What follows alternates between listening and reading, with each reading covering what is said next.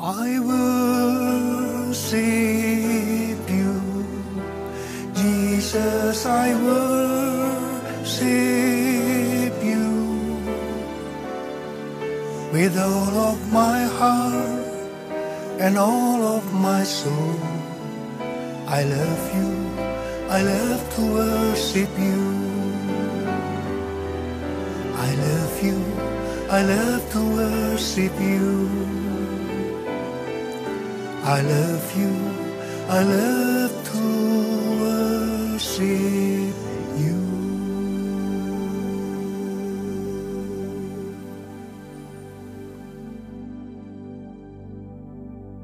Shalom saudara dikasih Tuhan. Kita memasuki bulan yang kedua dalam tahun 2016. Dan Tuhan berikan tema tahun 2016 adalah tahun pembebasan seutuhnya.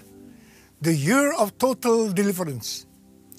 Tuhan Yesus akan membebaskan saudara yang miskin, yang tertawan, yang buta, dan yang tertindas.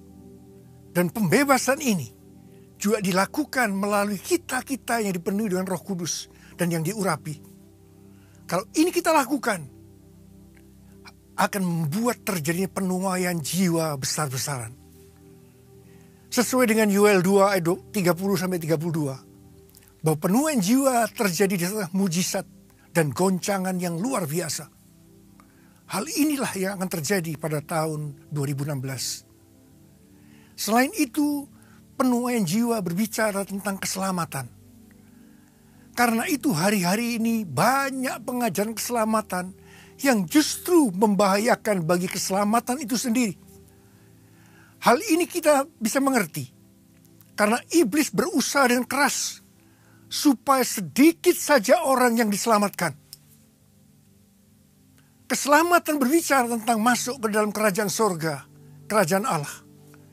Karena itu saya meminta saudara untuk lebih banyak membaca perumpamaan tentang kerajaan Allah, kerajaan sorga yang disampaikan oleh Tuhan Yesus.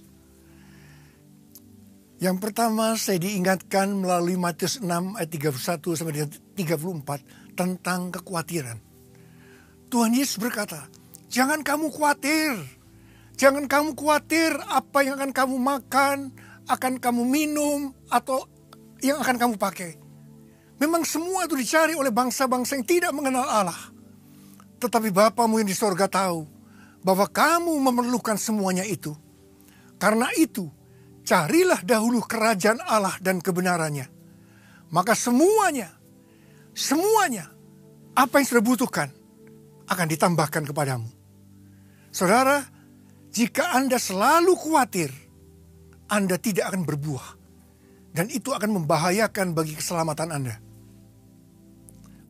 Yang kedua, melalui Matius 22 ayat 1 sampai dengan 14, Tuhan mengingatkan kita untuk memakai pakaian pesta, yaitu kesiapan kita, iman yang benar kepada Tuhan Yesus, dan ketaatan yang terus-menerus, supaya kita tidak dicampakkan ke dalam neraka. Hal yang ketiga, melalui Amsal 4 ayat 23, Tuhan mengingatkan bahwa kita harus menjaga hati kita dengan segala kewaspadaan, karena dari situlah terpancar kehidupan. Jagalah hatimu dengan segala kewaspadaan, karena dari situlah terpancar kehidupan. Kalau sampai akhir hati kita tidak benar, saudara, kita tidak akan mendapatkan hidup kekal. Dan yang keempat, melalui Ibrani 12 ayat 26 sampai dengan 29. Di situ dikatakan, semua yang bisa digoncang akan Tuhan goncang. Tetapi hanya kerajaan Allah yang tidak tergoncangkan. Karena itu kita sebagai anggota kerajaan Allah, yang pertama, kita harus banyak mengucap syukur.